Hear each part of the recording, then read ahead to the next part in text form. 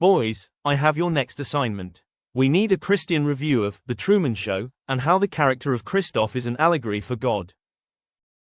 And Chris, the boss gave me a message for you. Oh, come on. Don't tell me to be nice again. Actually, no. This Christoph character is a pretty good example of how God would behave if Calvinism were true, which thankfully it's not. So what's the message? The boss said, and I quote, "Tell Chris, the gloves are off." Awesome.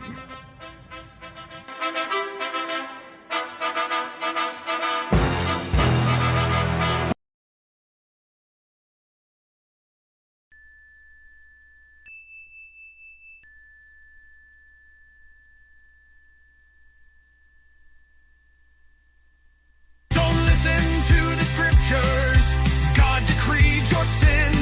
If God decrees a child's rape, you may not answer him. Just turn off your brain and rationalize with me. Every sin was God's will from all eternity. It's all for my glory. It's all for my glory. Okay, anytime. Thank you, cast. May I have your attention, please? We don't have a lot of time, so let's get on with it. First of all, I would like to welcome Walter back onto the show. You may have done us more of a favor than you ever imagined. Regrettably, I also have to inform you that Hannah has chosen not to renew her contract. I'm sure we can all respect her reasons. However, on a more optimistic note, I'm pleased to announce that television's first on-air conception will still take place. Yes! Or you witnessed the initial contact this morning. I think you all know Claudia from her fine work in the theater. Claudia, I loved your Ophelia. Loved it. Thank you. Larry, please. This is a copy of Claudia's backstory. Her character's name is Vivian. We intend to entice Truman into the affair as soon as possible. Claudia will make a pass at the insurance seminar Truman's attending. Details are in your schedules.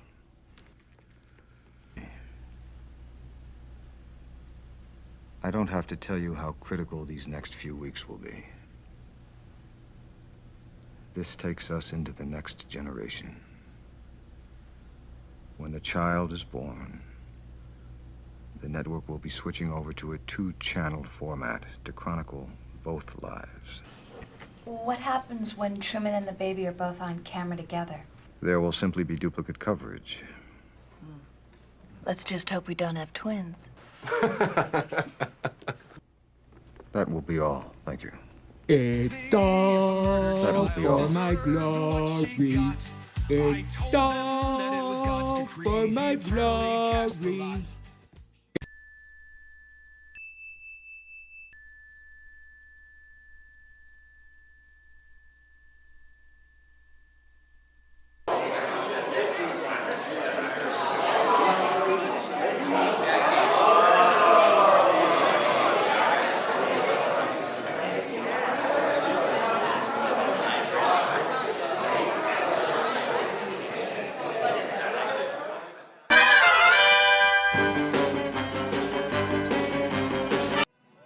What a fantastic beginning!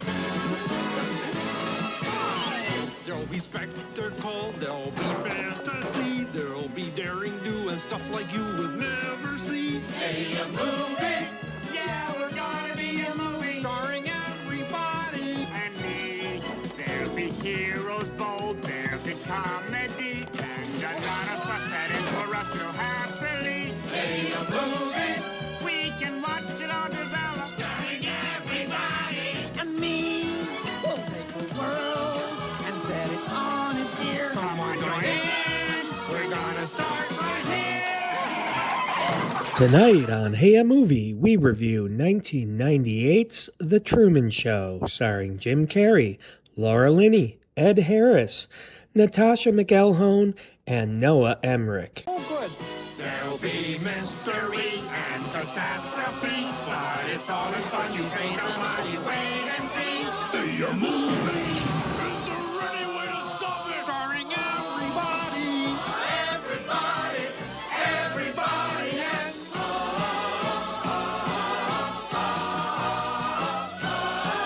me.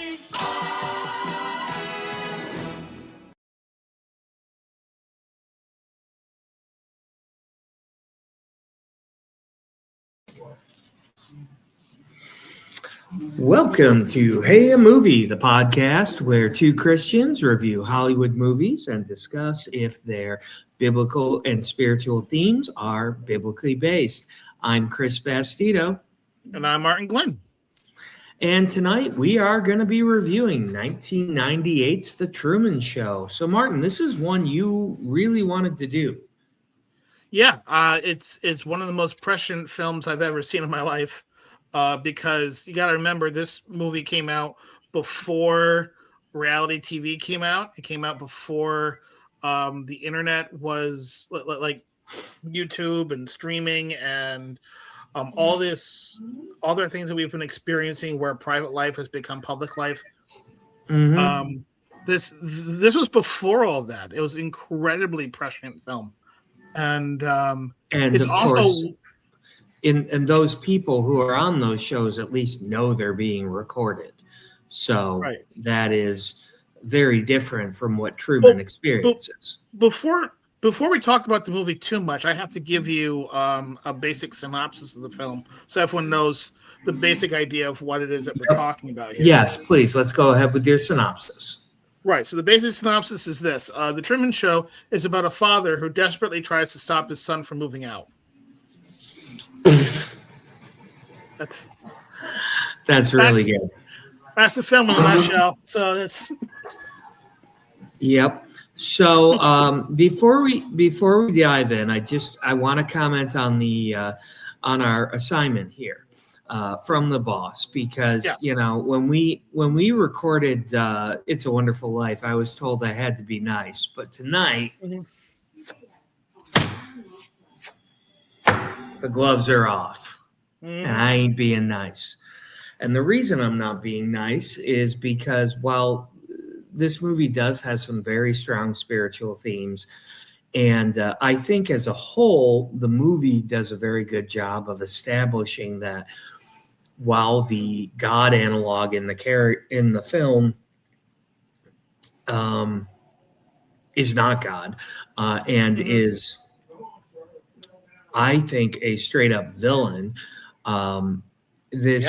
Christoph is very much an analog of how God would behave if Calvinism were true. And I know Calvinists are not going to like hearing that. And quite frankly, at this moment, my attitude towards that is too bad.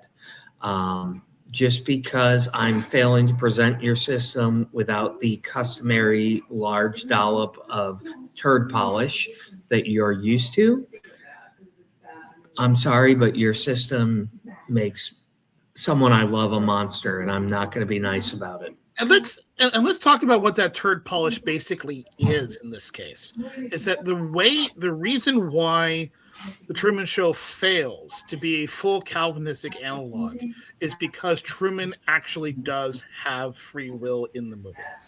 Mm-hmm. And because of that, it's not really an analog to Calvinism. The point is that Christoph behaves as Calvinism portrays God behaving. Christoph's character is the same as God's character within Calvinism, whether Calvinists are aware of it or not. The only difference between Christoph and the Calvinist view of God is power. He doesn't have God's power. Right. And but they do have one thing in common, though. They're both fictional.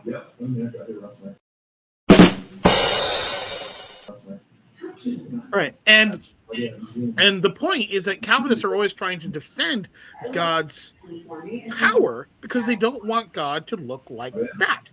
We don't want God to look like that either, which is why we defend his character. That isn't how God would behave. This isn't the way that God views us or how he wants us to live. He does not put us in a fishbowl. As William Lane Craig has said many, many times, we are not God's pets. And when you look at the way that Christoph relates to Truman, this is getting into our first question, I guess, but I'll just give you my answer. Yeah. Does Christoph love Truman? The answer is yes, but he doesn't love him as a son. He loves him as a dog. Not even as a dog. I mean, I feel like I love my dog more than that. Yeah, fish is a better example. Because you don't have direct interaction with him, so it's right. Yeah. Because, you know, I don't currently have a dog. I have a cat, and I do love my cat, and frankly, I love my dog more than I love my cat because dogs are better. Objectively speaking, yes. Yeah, objectively speaking. I mean, no criticism on that. Just I firmly believe that when, God was bringing the various animals before he created Eve, trying to say, okay, here are all the options for a suitable helpmeet. And before Eve was created, I firmly believe the dog was the runner-up. It wasn't good enough. No. But of all the animals, it came the closest. I can't think of any other animal that comes as close. And I think I once heard the statement, and it doesn't quite work because it's in English, but it does work, so I'm going to go with it. What is dog spelled backwards? Dogs are literally a reflection of the love of God. They are not a reflection of the power or authority or ability of God to act upon us or to relate to us, but just simply on how much dogs love us. It's about right. Though dog spelled backwards in Hebrew would be Beleth. Yeah, it doesn't work in Hebrew, but I don't think that's the language. No. It's like not even close to the word Elohim. It's like way off. I don't believe that Adam and Eve or any humans spoke a language that we would recognize today prior to the Tower of Babel. Though, mind you, the Hebrew word for fish is actually dog. And bring this back to Truman Show here, because the way in which he treats him is much more like a fish, the way you would treat a goldfish. And so there is a little bit more affection than a goldfish, but like a really, really nice fish. Like an expensive, very pretty fish. Yeah. And interestingly, on New Year's Day, I went to an aquarium with my family. So I spent a few hours admiring some very pretty fish. I didn't relate with them. I didn't get to, a couple of years ago, I took my family to a different aquarium, and my oldest child, her favorite part of the whole experience was they had a tank with stingrays that had their barbs or whatever it is that makes them sting rays removed, and you could literally reach in and pet them. And it was pretty cool, I'll be honest. Not as cool as the time I got to meet a dolphin. Not the Miami variety, the actual. I was actually confused about that for a second. Thank you for clarifying. No. My wife and I did we didn't swim with the dolphins. We did a dolphin encounter. So we basically stood with the dolphin in the ocean, which might have been cooler, to be honest, because the dolphins were like trained to like swim in front of us and let us pet them, and it was pretty cool.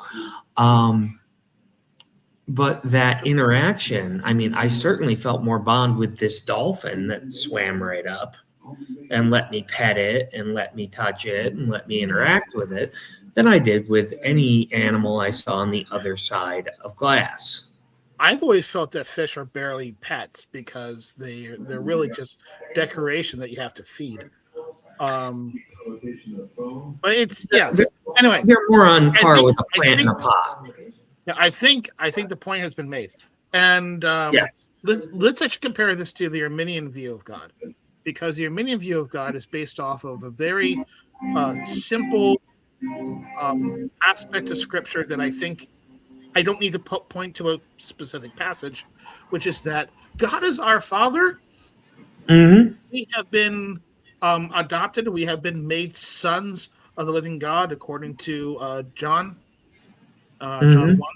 And that is the relationship that God wants to have with us. That is the relationship we ought to have with God. And fathers do not control their children the way in which we see Christoph trying to control Truman.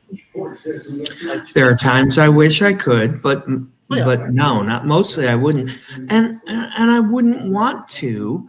No, because what's the point? I've made the comparison to Rocky IV multiple times when Paulie gets that robot, and the robot is programmed to say "I love you" and say what Paulie wants to say, and I cannot imagine wanting that. If that's all parenthood was, I wouldn't be interested in it, because it doesn't mean anything. It's not a relationship. There's nothing shared. Here's actually the thing. I actually do believe in compatibilist free will. That's what I think animals have. I do think that animals have a compatibilist free will. I just don't think that we do. Mm-hmm. Which also means that it's like I have no problem with the idea that God creates creatures with that kind of free will. I think that's what flies are. I don't know when you get to something at higher level as a dog, but even then I'm inclined to think that way. I have a dog. He is not smart. He's not but neither was my last dog. But intelligence is really just it's not quite the same thing as a computer, but it is essentially still actually a physical process. But the soul and the will, these are things that are here. So I think you're right. I think Christoph's behavior may be the love of a owner of a fish, or which is a half a step higher than a potted plant. In that you have to feed the fish every day. Most plants you don't have to water every day, but that's about it. And like you said, what separates Christoph from being the Calvinist view of God is he lacks that power.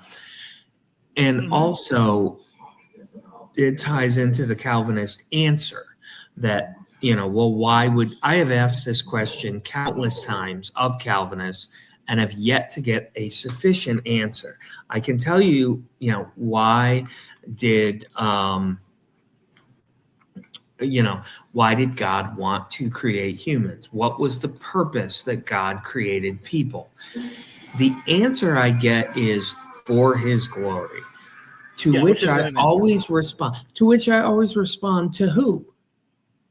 Who is God glorified? To himself? You think God needed to create people to glorify himself? Do you think God's not self-actualized? It's not like he's in the deity's lounge with Zeus and Thor bragging, which is what Christoph is doing, because he is trying to get ratings on his television show from other humans. And for a garden variety TV show, that's fine. It's sort of like when atheists say that our free will is a delusion, to which one ought to respond, who is being deluded? Who's being tricked with this? Like if it's merely an illusion, if there isn't any real thing that I'm observing, illusion is a better word than delusion. If it really is an illusion, who is observing the illusion? Who is it that is being fooled by it? Like it's an incoherent answer that sounds really clever, and from the Calvinist perspective, it sounds really pious. There is a lot of pious language that Calvinists use, which is really just emotional. It isn't anything logical behind it. And that's an example of it. It's absolutely trash argument. It is, and Calvinism has this, reputation of having a high view of God. It's not a high view of God. Not a high view. It is an incredibly. Nor is it a particularly logical view of God. It's also not a deep theological position. No. It's a very shallow theological position. I will go ahead and say this is a condemnation of Calvinism, not Calvinists, because I think there are a lot of emeths from, I think, second full show in a row I've talked about emeths. But emeth from The Last Battle from the Chronicles of Narnia, where you do have people who are genuinely seeking after God, and they have been deluded into believing this is what they need to believe about God. And I'm gonna push back on that at least a little bit, in the sense that Calvinism is still a Christian position. It is not a non-Christian position, unlike what Emmet had. And that does make it different. But I view Calvinists similar to how I view Catholicism or Eastern Orthodoxy. Just these are positions that I think are in error. There is significant error that's in them, but I don't consider them to be non-Christian. I have a much higher view of the Eastern Orthodox than I do of Catholics or, frankly, Calvinists. Well, actually, I also have a very high view of Eastern Orthodox, yes. But so let's give them a pass. But I think most people who follow, most average Calvinists in the pew, I think they also are a sign of what I've come to call the Miyagi principle. There's a line in the first Karate Kid movie where he says, there is no such thing as a bad student, only a bad teacher. Teacher says, student does. No such thing, bad student, only bad teacher. Teacher said, student do. Yeah. And so you have people who are being taught, and it's the teachers who are going to be held to the higher standard. And there have been some really great Calvinist theologians in the history of the church. People like thinking of Spurgeon. Spurgeon's all right. He was more of a pastor. Piper. Spurgeon. You need to look at a date. Tim Kelly was an excellent pastor. But there were a lot of really great. Also Martin Luther has a lot of similarities with Calvinism, though he predates it. Karl Barth. That is who I was trying to think of. I was trying to think of Karl Barth. And Bonhoeffer. They were both Calvinists. And there have been others as well. Well, with Spurgeon, I have said for a long time now, every quote from Charles Spurgeon needs a date. Yeah, I agree with that. As he got older and older and older, he became less and less of a Calvinist. By the time he died, he was basically Norm Geisler. Norm Geisler really, really wanted people to call him a Calvinist, and he wasn't. He was a 4-point Arminian who really wanted to be called a Calvinist. And, it was at that time, and there were Arminians that I think were a little too gentle on Calvinists, and you still see this from the likes of Roger Olson, where they're trying to be very, they're trying to be nice and say, they're still falling prey to the early days of the young restless reformed movement and basically saying, please, Mr. Calvinist, don't call me a Pelagian. Meanwhile, I'm here saying, I don't care what you call me. Ladies and gentlemen, allow me to present Man Not Caring. You claim to have read the Bible and think it says this about God? Like, what are you reading? I'm somewhere in the middle about that, but that's just because I'm a nicer guy, which isn't even a criticism to you. It's just I was talking about my father-in-law recently, who's also a minister, and him and I agree 99% on theology. But he is a switch and I'm a bomb in the way in which we conduct ourselves. Like, if you want to correct someone who is in error, who like, send my father-in-law after him, and he will make sure that he hears the correction. And I'm going to be much more gentle. And that doesn't mean I think that he's right, that he's wrong, and I'm right. It's just that that's just more what my personality is versus his personality. And there's a right time for that and a wrong time for that. And my engagement with Calvinists is generally online. It is generally, and most of the people I am dealing with,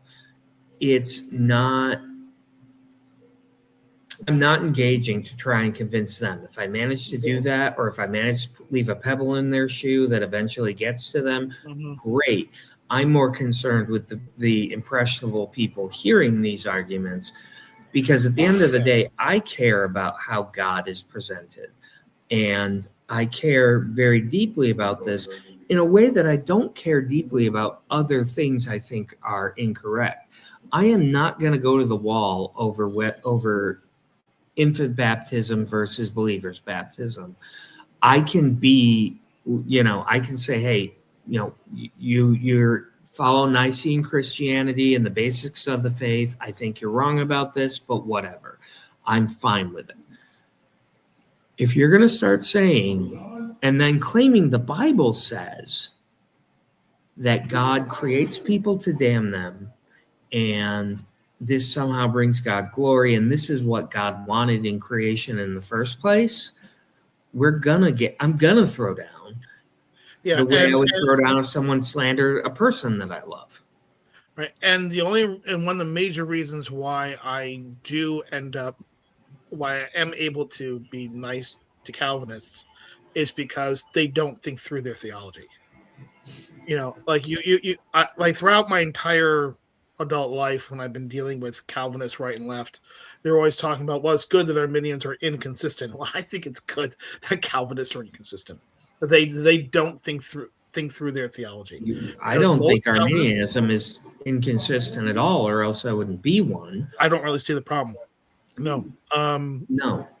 And most of the inconsistencies that you see that Calvinists claim is true of Arminianism are really smuggled Calvinist presuppositions.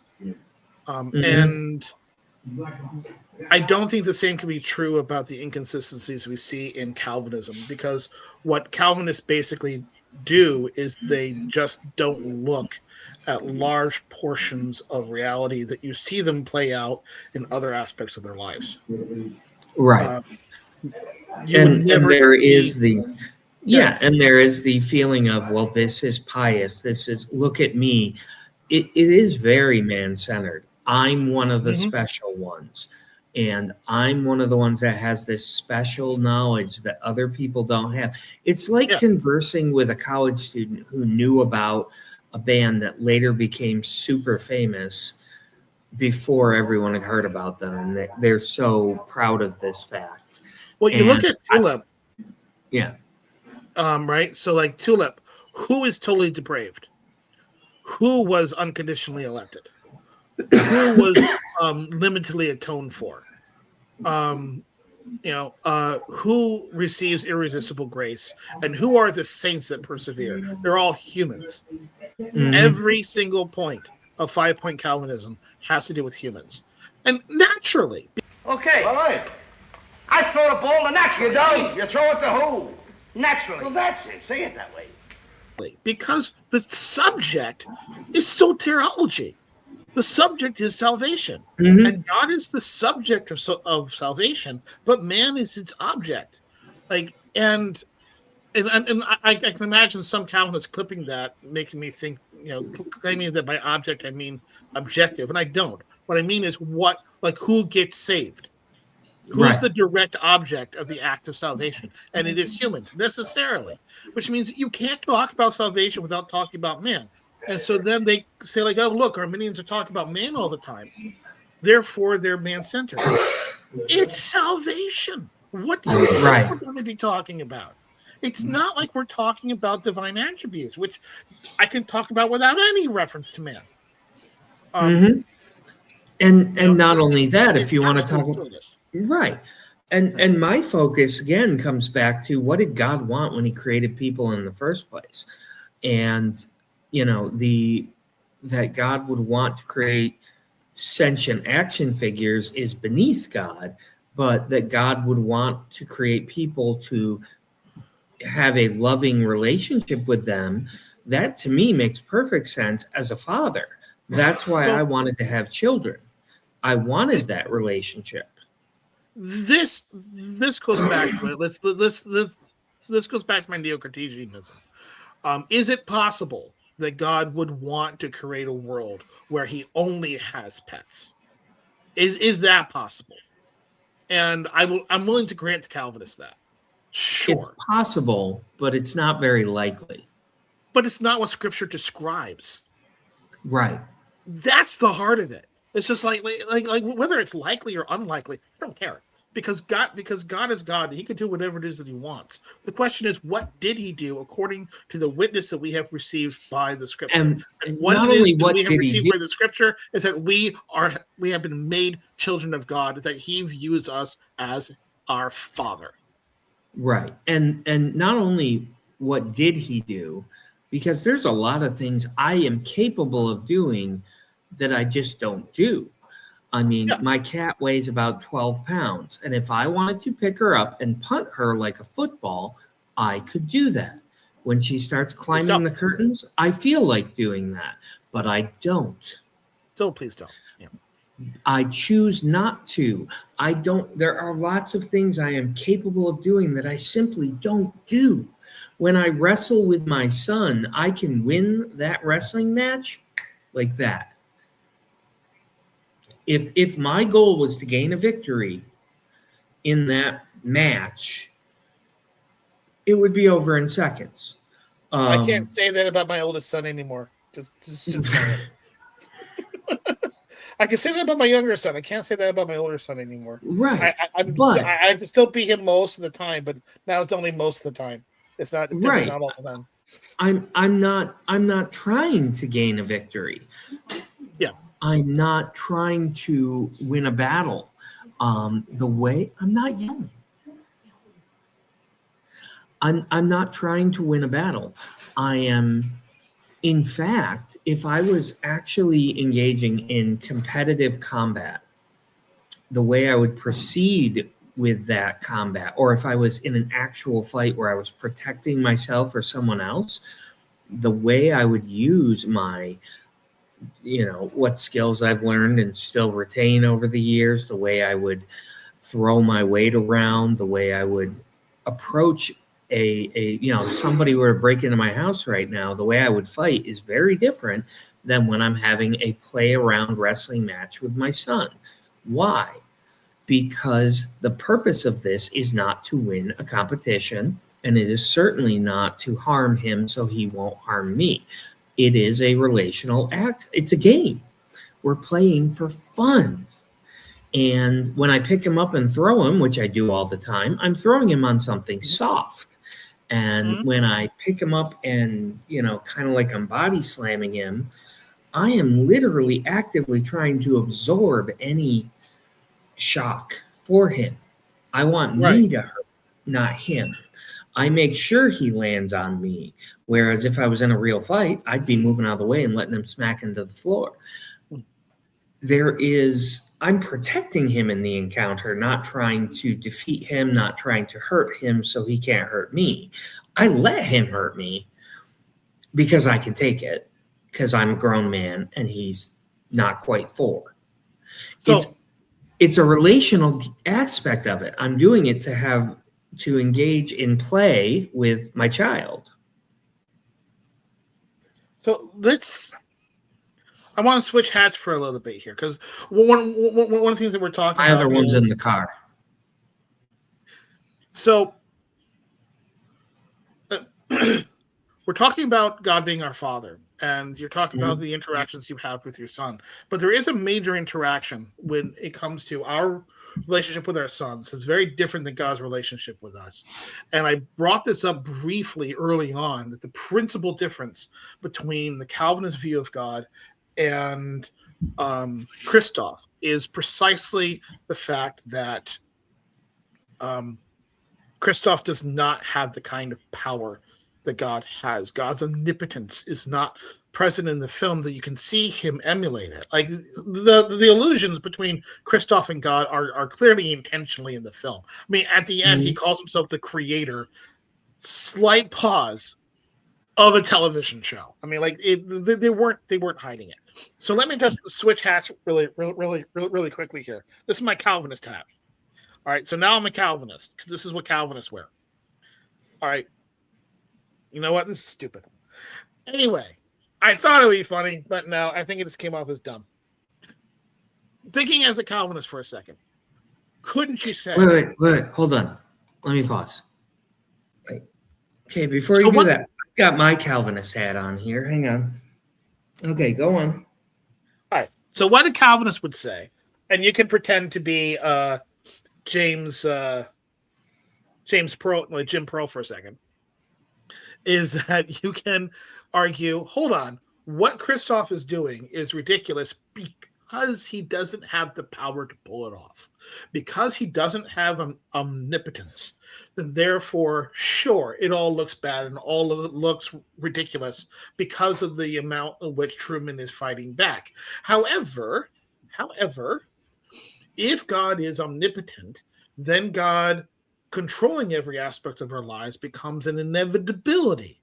But that has to be the way that it works because God can control everything and he knows everything. So therefore, it's not so much that I think that God should do this, is that there's no other way it could be if God is who it is that we say that he is. Now, as a Calvinist, would you say I'm describing you accurately? Hang on. Yes, that is an accurate description of what I believe. Okay, well, that's good to know. Now, if you're an Arminian named Christopher Bastido, would you think that that is a legitimate argument? I think that's a terrible argument because God doesn't want that. I would say that is not what God created us to be, and that is not the purpose of God's desire to create us.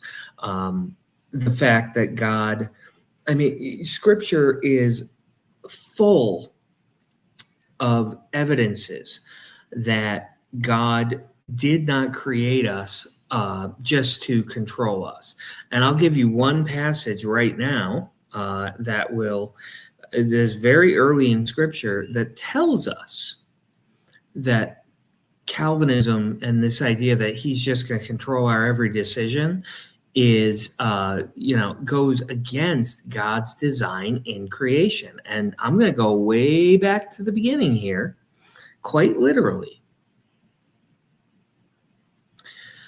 Genesis 1:28. Then God blessed them being humans, and God said to them, be fruitful and multiply, fill the earth and subdue it, have dominion over the fish of the sea, over the birds of the air, and over every living thing that moves on the earth.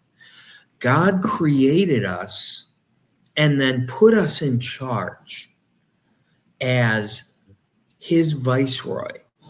And this is not a 21st century kind of, you're the person on the spot who picks up your cell phone and calls the person over you.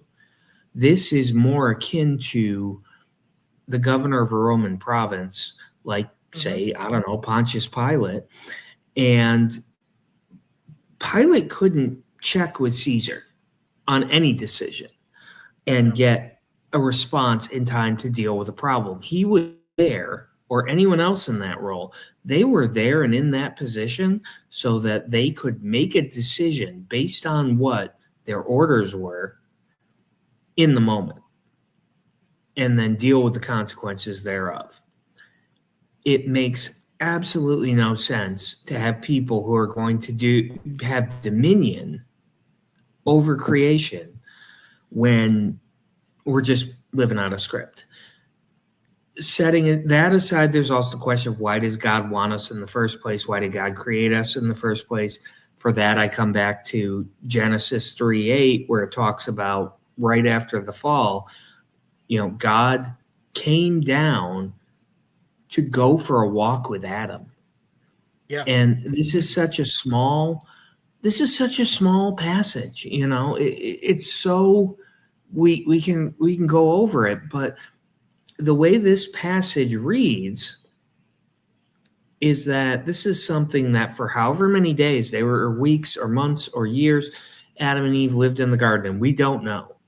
The Bible doesn't tell us that the fall happened on day 8.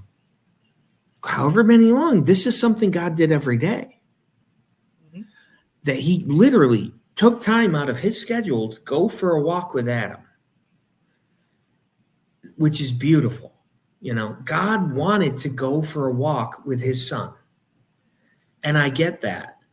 I love going for a walk with my son. I love talking with my children. I love just being with them. Some of my favorite moments with them. Some of my favorite moments with my oldest is when it's just the two of us in the car and we start talking about God and she starts asking me questions.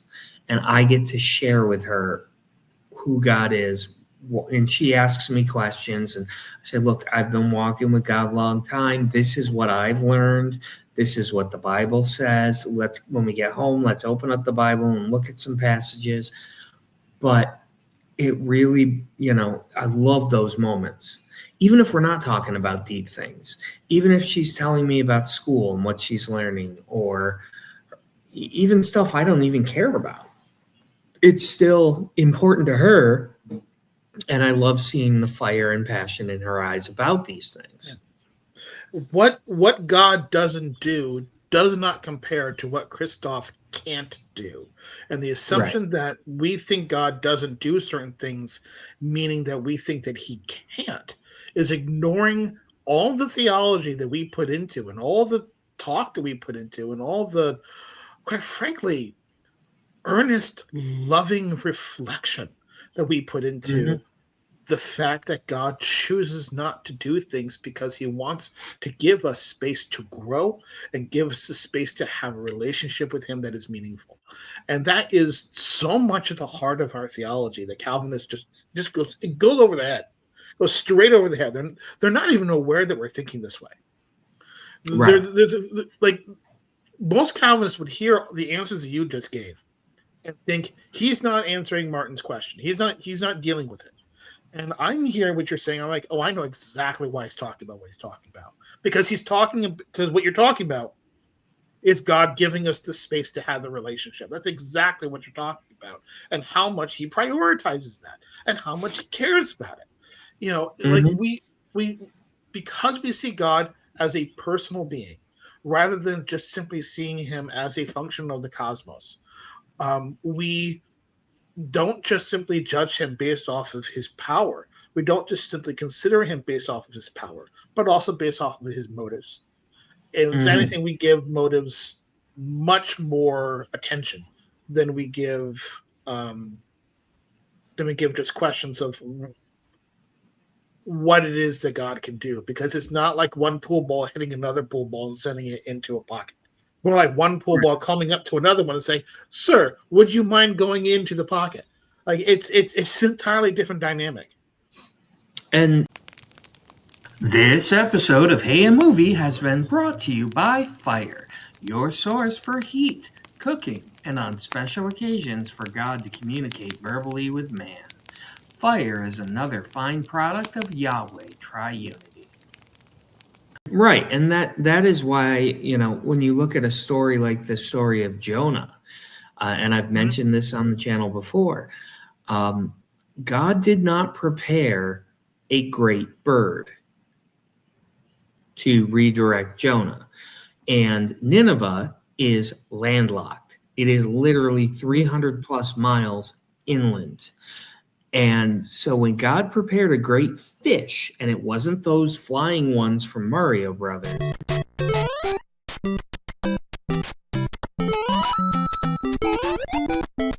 it was, probably an extraordinary fish, but it was also probably limited to water, because that's kind of a defining characteristic of fish. And, God, the fish spit him on the land, and then God says to Jonah, okay, let's try this again. Go to Nineveh. Mm-hmm. God could have easily transported Jonah instantly to the gates of Nineveh or to the middle of the town square. He didn't do that because he was giving Jonah another chance to listen and do what he was supposed to do in the first place. And also enough space to screw it up again. And enough space to screw it up again. But there were also consequences to Jonah's failure to listen the first time. When he had the opportunity to go from wherever he started out in Israel, he had the ability to prepare for the journey. He would have had a camel to ride. He would have had the ability to bring supplies. He would have had all this stuff. The second time he didn't have that stuff. The fish didn't swallow Jonah and his ride and his sacks of food and whatever else. So Jonah had to figure all that crap out. Yeah. He had to walk. So talking about Jonah, let's bring it back to Truman Show. I have another question for Jim Pearl. So you put the Calvinist hat back in. So let me see if I understand properly your view of Truman. Truman is just like us because Truman has the power to defy God. He's able to, when God is trying to make him go one way, and Truman goes, no, I'm not going to go that way. I'm going to go this way. I'm going to sit in my car and I'm going to watch people drive behind me. Like I'm going to defy you, God. Isn't that what you think we believe about human power and human free will? Is that the way that you think that we approach things? Yes, of course that's how you approach it, because you think you're more powerful than God. Right. Now, no snacking during here, so don't eat anything you're touching at the moment. Just saying. All right, let's get Chris back. Why would I eat the tablecloth? All right, let's get Chris back. By the way, I just want to comment, because the hat I chose very much on purpose out of a limited selection. Mm-hmm. But I want you to know this hat belongs to a child. Take that as you will. Right. You're acting like a child. That is the way. Yeah. And that is frankly how I think the God of Calvinism behaves as well. Now, if he exists, which thank God he doesn't. Now, approaching into this question of whether or not Truman's defiance is a good model for how we view free will. As an Arminian, how would you approach that question? I would say a much more nuanced, lengthy answer that cannot be said with my face like this and my finger up my nose. Yes and no, because yes, we do have the ability to rebel against our Creator. Because in giving us the ability to say no, we also have the ability to willingly say yes. And also, this is one of the few ways Christoph does accidentally fall into what God does, in that he does have the ability to, to redirect Truman in many ways, that Truman does not know about. Now, God does this with a good heart and a good purpose and for our benefit, not for his own benefit. Christoph creating the fear of water and literally putting Truman through the trauma of his father dying is abuse. Not for Truman's benefit. It's for Christoph's benefit. And it's I don't like the look of that weather, son. I think we should head back. Oh, no, Dad. Yes. No, come on, we should go back. Farther, Son, listen. Please. Okay.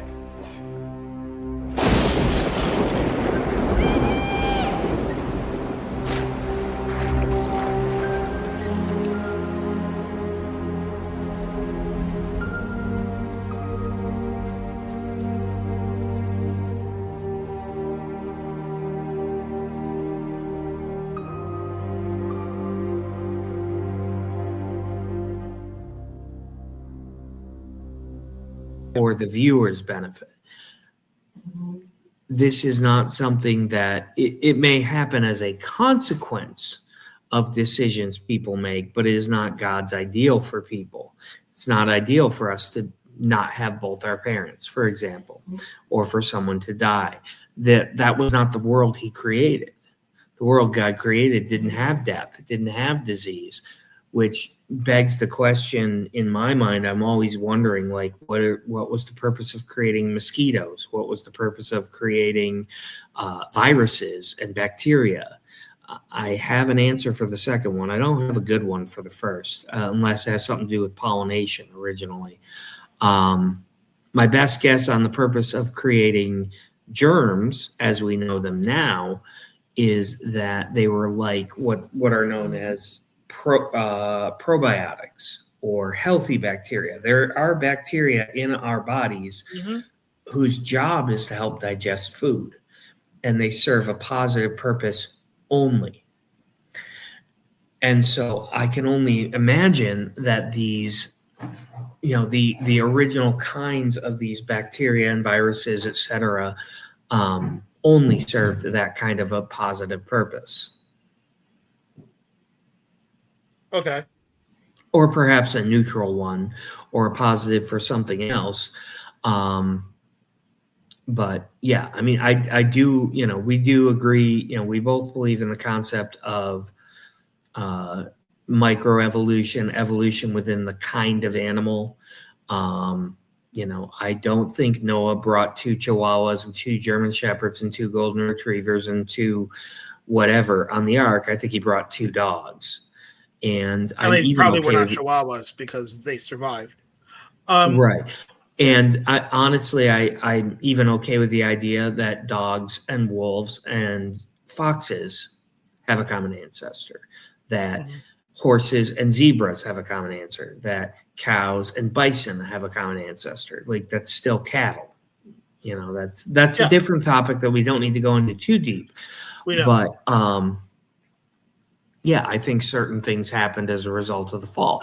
I'm certain, I believe, that Caucasians and Black people and Asian people and whoever else I'm missing, Southeast Asian people and American Indians all came from the same 2 people. So clearly there's some kind of adaptation to climate and things like that occur. Natural breeding and the idea that you can get a moth with 4 wings and a moth with 2 wings and a moth with 6 wings or whatever, but it's still a moth. Here's how I would approach the question, because you remember the question is, are Truman's acts of defiance a good model for our views of free will? And I'll say that generally no, because clearly is an expression of free will. And that's the point that you were making. Yes, that it still is an expression of free will, but it's not the model of how it works in the system. Because if recognizing that Christoph is nothing like God in reality, right, you are still just looking at Truman's end of things, and the rebellion that he's having against the God figure. That would be the depraved state. That wouldn't be what our relationship is when we're dealing with the actual prevenient grace that God extends us. It would be much more just that scene in the end when Christoph is basically saying to Truman, "Would you like to stay? I want." Listen to me, Truman. There's no more truth out there than there is in the world I created for you. Same lies, the same deceit, but in my world, you have nothing to fear. I want you to stay. Would you like to stay? There you almost have it, but even then, it's not really the way that it works, because so much of it is about building the relationship rather than the controlling aspect of things. So the human side of it, even though like Truman's free will works like our free will, because Truman's free will is our free will. Is our free will. Is still a human being. Right. The relationship that he has with Christoph is not like our relationship with God, precisely because he is actually being oppressed. Come and see the violence inherent in the system. Help, help, I'm being repressed. We're not in rebellion against God the way that Truman is. It's just not the way that it works. It's much and more. here's another fact I want to bring up here. Ontologically speaking, Truman and Christoph are the same. They are the same level of being. The only difference is Christoph has tools that Truman does not have.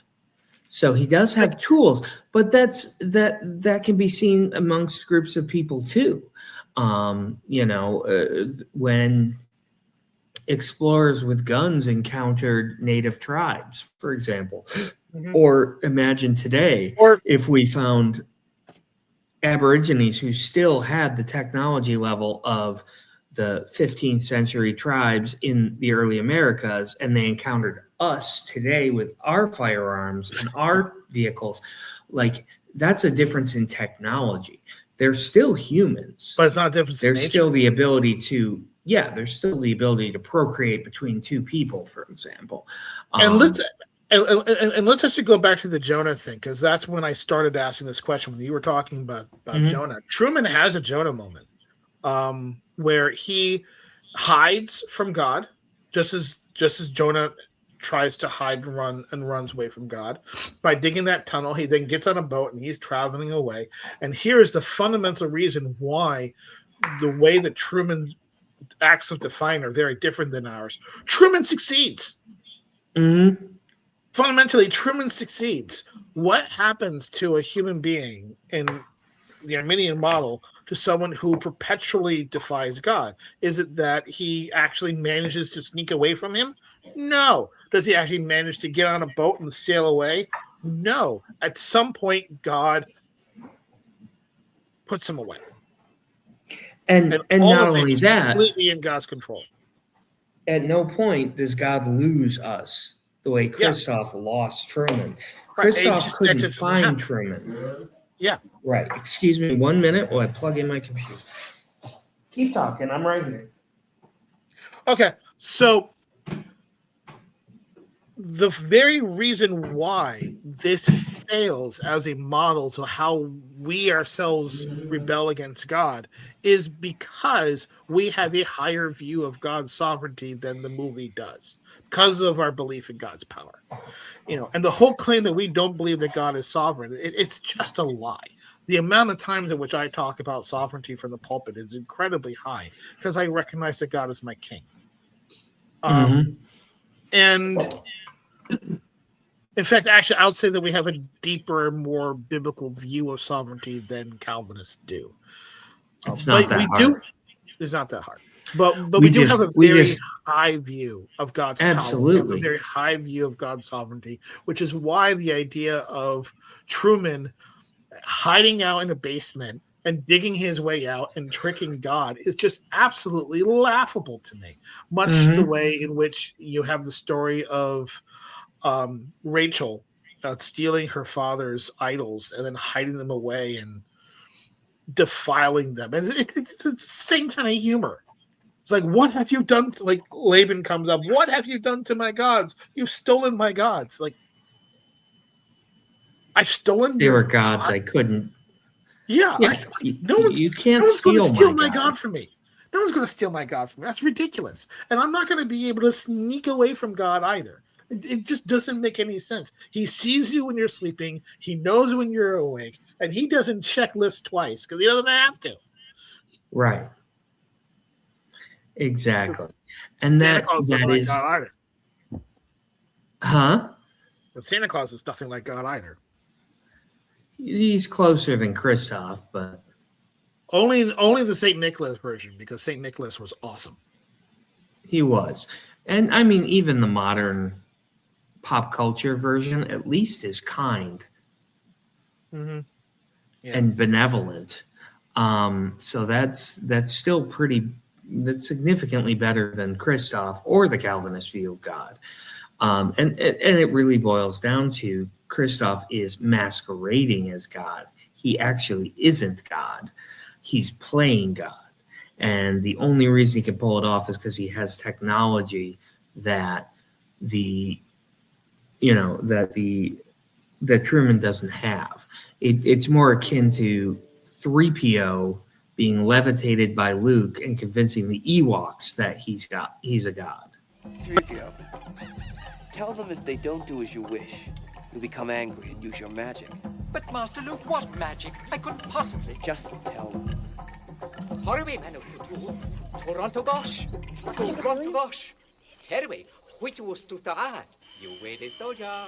Boom! You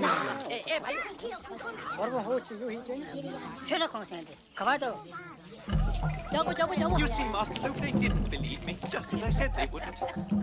Well.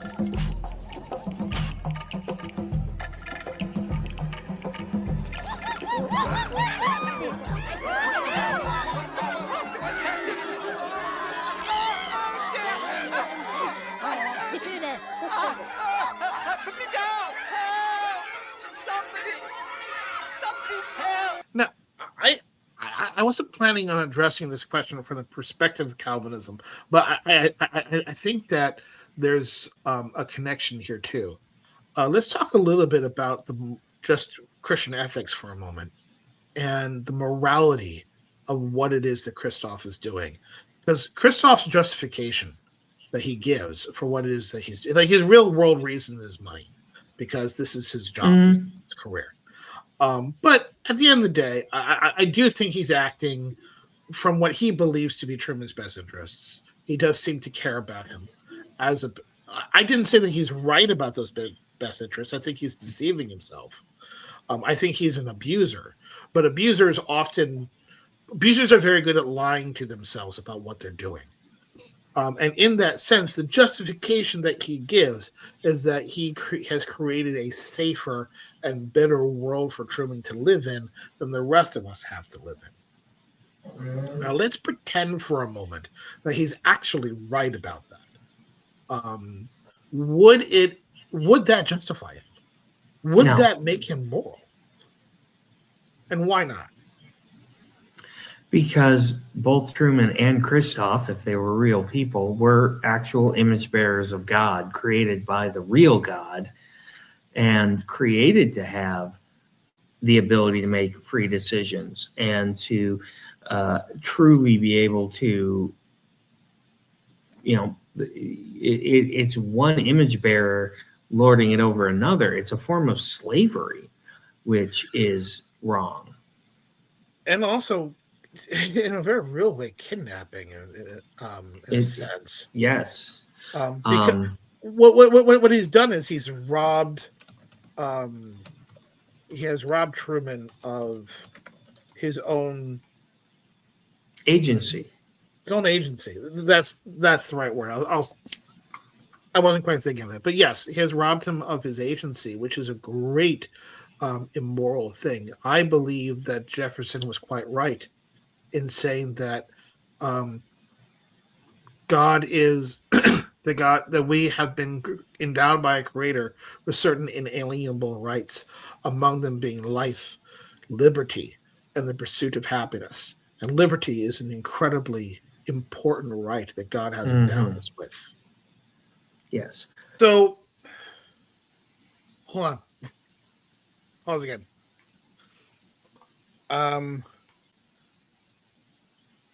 So I don't want to put too much emphasis on Thomas Jefferson because he's not a theologian, he's a politician, but I do think that he's quite right in his assessment of liberty, that liberty is a fundamental right. And by right, what I mean is a element of the image of God that has been bestowed upon each and every one of us that we are required by God, therefore, to respect and hold dignity to. And respect and hold dignity to others as well, which is why I have argued for years, especially on the topic of abortion, that life, liberty, pursuit of happiness, those are a hierarchy, right? My liberty, my freedom ends when it damages someone else's life. Correct. I do not get to take a life because I'm free to do it. I can still be imprisoned. I can be executed in the state I live in if I take a life without good cause.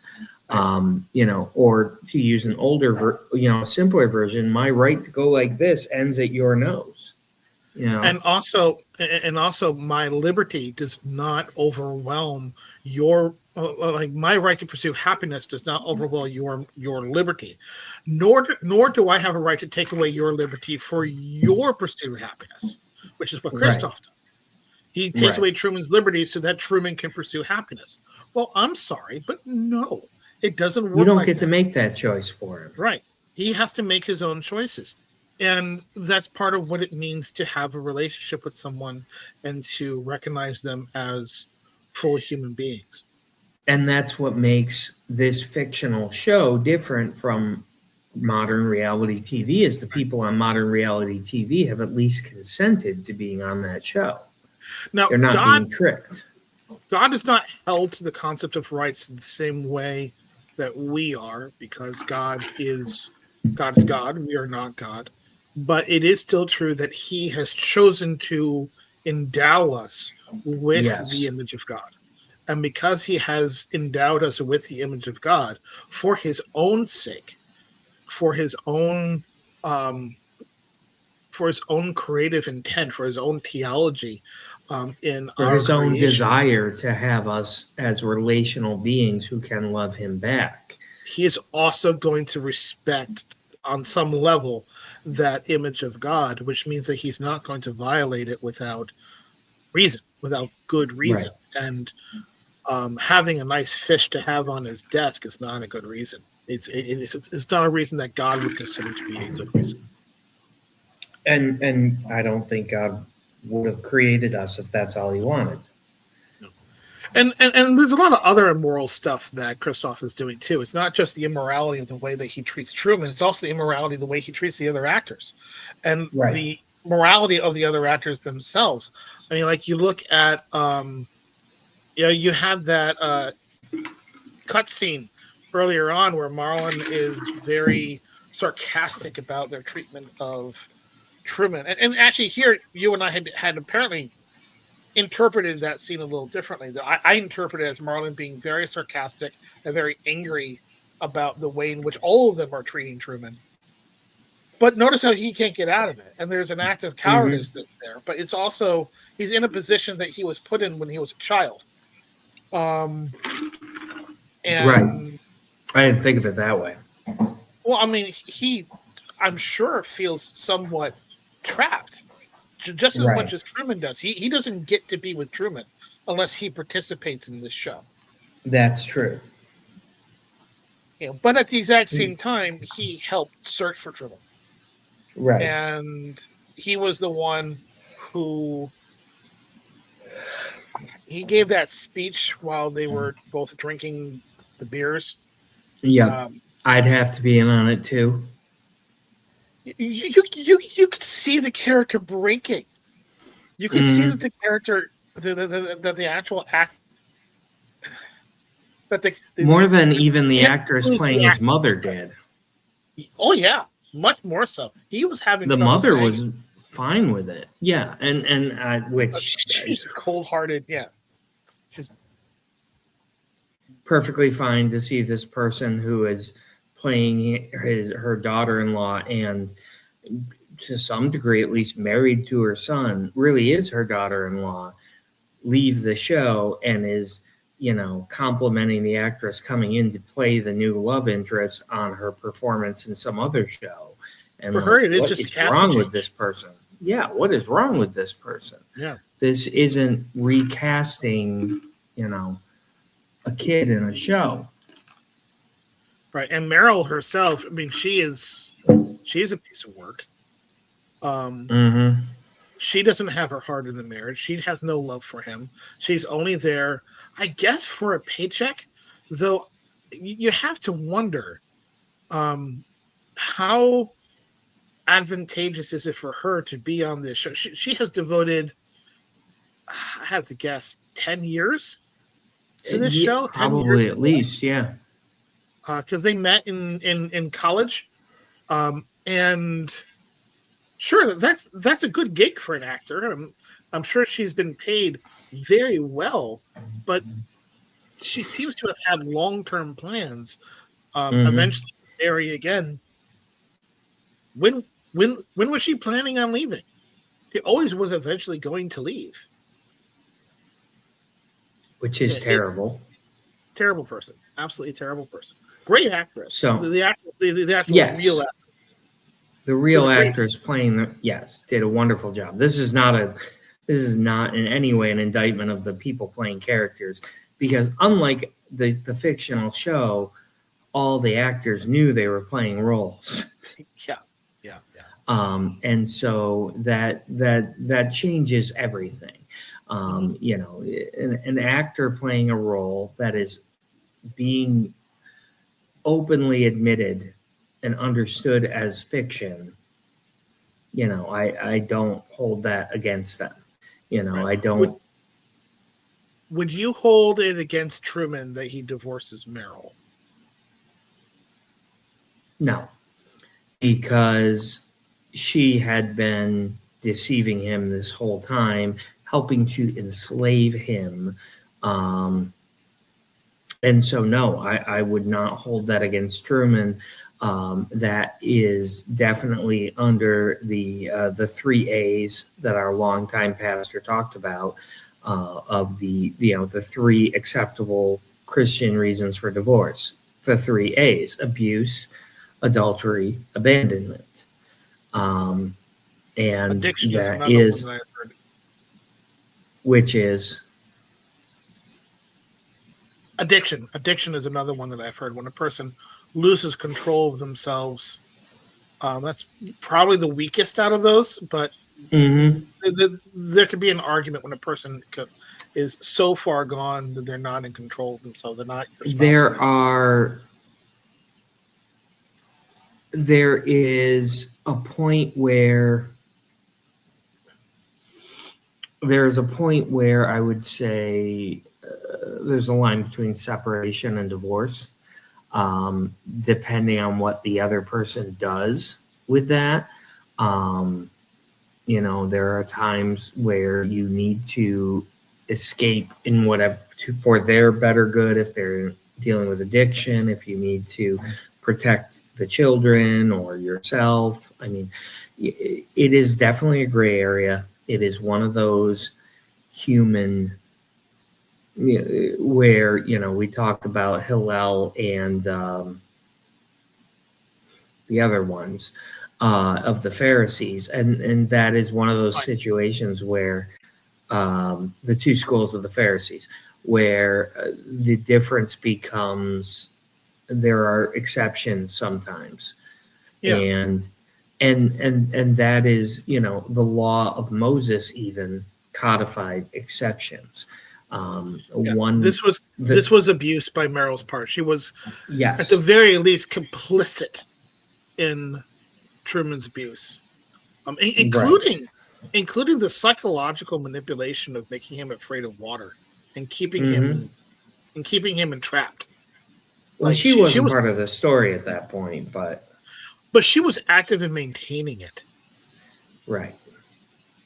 You know, and we definitely see that in the film. She is the first recourse of making him stay put. And then also is improvising around the whole let's go to Fiji thing, saying let's plan for whatever amount of time and we'll go. And, you know, basically creating a scenario where they could fake it. Delay. Well, not just delay. And the technology they're working with, the technology they're working with, they could fake it. Yeah, put him on a fake airplane, and then when he lands, he's on a small island that's like the same size. Yeah, I guess they could probably do that, but they'd have to make an entire second studio. Well, I think she said she wanted to save for a year, so. Mm. Plus, he lived in such a cloistered environment, they could take him to Epcot and he wouldn't know. Yeah, or maybe some atoll in the Caribbean or something. Mhm. Just say, well, no, this is an island of Fiji, and no one has lived Yeah. there. He Yeah, has his entire knowledge of it is based on a globe. Yep. Yeah. And when you're in the airplane, you can't tell. Like, why are all the windows black? Oh, He's never been on an airplane. He doesn't know. yeah. New regulations. You have to have blackout windows on airplanes. It's been true for like 3 years now, Truman. You don't know that? Yeah. Right. Okay. Well, is there anything else you wanted to cover here? No, those I think were the main points, and then some, I believe. Yeah. So I think the final point here, because we did introduce this and we have been comparing this, Christoph's behavior to how God would behave if Calvinism were true and why we reject it. It is not a matter of I have a problem with God's sovereignty. I have no problem with the true God's sovereignty. I would rather he run my life than me. A million I times can attest over. to that. I've seen your life. I understand that. Yeah, and I don't have a bright pink bathroom. So, yeah, that's not a color. That's an ocean animal. Guys, at State or at Village Lee Glen Manor, there is a bathroom that I confirmed today has not been painted since the last time I was there, which was, I don't know, Endgame. It's awful. It is awful. There's so many other things I need to spend money on than that. But yeah, it is just it literally. Last time I was actually at Martin's house, which is not the last time I saw Martin in person, but the last time I was there, I'm pretty sure was when I came into town so we could see Endgame together, Avengers Endgame together. And yeah, it literally hurt my eyes to go in there. It's actually painful to look at this color pink and think that somewhere someone decided that was good color for a bathroom, or for I anything. even know the person who actually thought it was a good idea. Well, let's not call them out. Because if it's anyway, we're wrapping up. We are wrapping up, so let's go ahead and go to our ratings here. First and foremost, yeah. So we didn't do ratings with our last one because it was kind of a special episode to get an episode together, honestly, with the busyness of the holidays. So first of all, we're going to start with as a movie, scale of 1 to 5 stars, and again, half and full stars only. Martin, how do you rate Truman Show? I think it was one of the greatest masterpieces of the 90s. I'll give it a 4.5. Yeah, and just for its prescience, its absolute beautiful score, beautiful visuals, the best sight gag in all of cinema. Which, by the way, would be the boat floating and then hitting the sky. That visual gag is just like the amount of money they probably spent on getting that perfectly timed right was very, very high, and it was worth every penny. That is such a great visual gag, which then transitions into one of the most emotional scenes in the entire film. So I have to ask you, why 4.5? Like, what lost the half star? That's just such a high standard. I'm like, I think it's just, I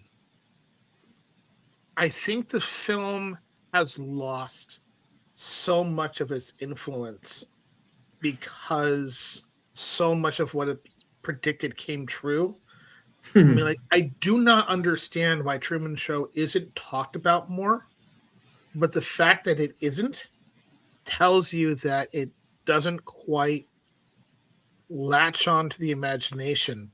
Just because I think it ought to be a 5-star movie, it doesn't have the influence of a 5-star movie.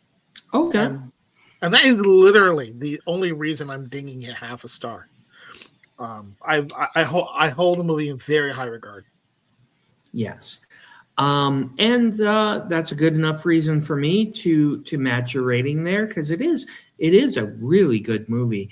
And I did have to go back and watch it. We actually delayed doing this one until, I guess you own a copy, I guess. Yep. I don't. And so I went looking for it. As I've mentioned, I work for one of the larger internet and cable television providers in the country.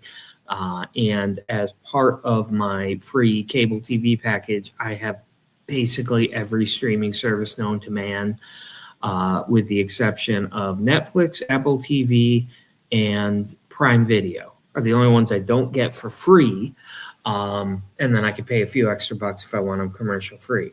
But so it is really easy for me to get any movie at this point in my life while I work for who I work for. And we waited because Truman Show was not available when we originally talked about recording this episode. I guess it would have been probably a month ago. We waited until it officially went live on one of the streaming services I have, because I didn't want to watch it edited for television. But yeah, it was better than I remember. I guess it just, like you said, it didn't quite stick for me as much as some other movies stick for me. But yeah, I think 4.5 is a very good rating for this movie. I think it's close to perfect. It just didn't have that staying power. But other than that, excellent movie, highly recommend it. So now the tougher question, and it really comes down to criteria here. As far as biblical accuracy, how would you rate this movie 1 to 5 stars? As a Calvinist, I would rate it 3.5. No, 4. As a Calvinist, I would rate it 4. Therefore, I give it a rating of 2. Okay, well, then I guess I gotta give it 2 ratings here. So, am I an honest Calvinist or am I a typical Calvinist? Typical. Oh, typical? Well, this is nothing like how God behaves, because it's different, because it's God. And let me go find a video of James White explaining how it's different, but it's different.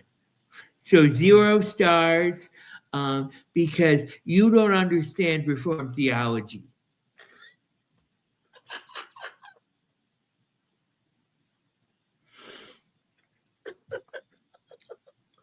Okay. So, as me, because that's how adult sounds. Yeah. So as me, I'm actually going to give it a slightly higher rating, because at the end of the day, I think the movie does a good job of demonstrating that Christoph is wrong. And we have characters. I mean, at one point in a call-in show, he gets a call from The Hague. Christoph gets a call from The Hague, which is the Human Rights Tribunal of the United Nations. That's pretty big. What it was her name? Lauren was the character name, I believe. Lauren. And then Sylvia was her real name. The girl who tries to tell him what's really going on. She's trying to rescue him. And even Truman's father was trying to get to him and rescue him, although he does ultimately go along. He wanted to get back on the show because he lost his job and he couldn't find a better one. He wasn't trying. Is that how you took it? That's absolutely how I took it. He looked like a homeless man. True, Why do but you that think may he have looked been like a homeless costume. man? That could have been costuming. That could be. I mean, I can imagine a headcanon where he also maybe he certainly had built a relationship with Truman as a father for 12 years and wanting to get to him, and be with him. We really don't know. The character is not well fleshed out. His motivations are not as fleshed out as the mom. So I do, maybe that's what he was. But the point is, I'm going to go ahead and give it 3 because while Christoph is evil and Christoph is not a good analog for God, the movie does a good job of demonstrating that. So he is an evil character portrayed as evil. And I don't have a problem with evil characters in film if they're portrayed as evil. I don't have a problem with the Joker in Dark Knight because he's portrayed as evil. Here's the question, though, and this is a question that I'm asking. Does the film itself think that Christoph is an analog of God? No, I don't think so. I think the film sees it as a human being playing God and ultimately the failure of it. That's how I take it. Okay. So this is the failure of humans to be God, which obviously we can't do that. I think the film actually sees him as an analog, but but that's a fair interpretation, I think. So. Okay. Well, I think that about what wraps exactly this was your up. number? You actually didn't get I said I'm going to give it a 3. 3? A 3. Okay. Because it does portray Christoph's evil as evil. So I guess that will wrap us up for this episode of Hey a Movie on 1998's Truman Show. Until next time, please be sure to, if you haven't already, subscribe. And also leave a comment. If you think we're wrong, if you think we're stupid, if you think we don't understand Calvinism, guess what? We'd love to have you comment because I would love to explain to you how I understand it better than you do. Because the only people who don't understand Calvinism, truly, there's 2 groups. There's people who've never heard of it. And then when they hear of it, they go, that's the stupidest thing I've ever heard. And then there's Calvinists. Because a Calvinist who truly understands Calvinism and has actually read the Bible properly, and by properly I mean they've actually read the whole thing, is called an ex-Calvinist. I'm sorry, but if that sounds mean, it's not meant to be mean to an individual. If you'd like some samples of that, at the C website, we have Ex-Calvinist Corner. Where you can see some testimonies about people who used to be Calvinists and aren't anymore. And, if you want to see what Calvinism really makes God look like, you can check out the New Adventures of Calvigod on the Hey a Movie channel. So keep looking for those. And if you have any ideas for those, I'd love to have more ideas for those because they're really easy content for me to create. Anyway, until next time, I'm Chris Bastito. I'm Martin Glenn. And tune in next time when we will be reviewing... Wow, it's gonna be terrific, starring everybody. And me. Now what we need, guys, is an exciting photo story. Right this way, young lady. I'll take a picture of this chicken. Oh. Beautiful. That's great, Gonzo. Yeah. Smile, chickie babe. Yeah. My jewels! My mom stole my jewels! No! My jewels!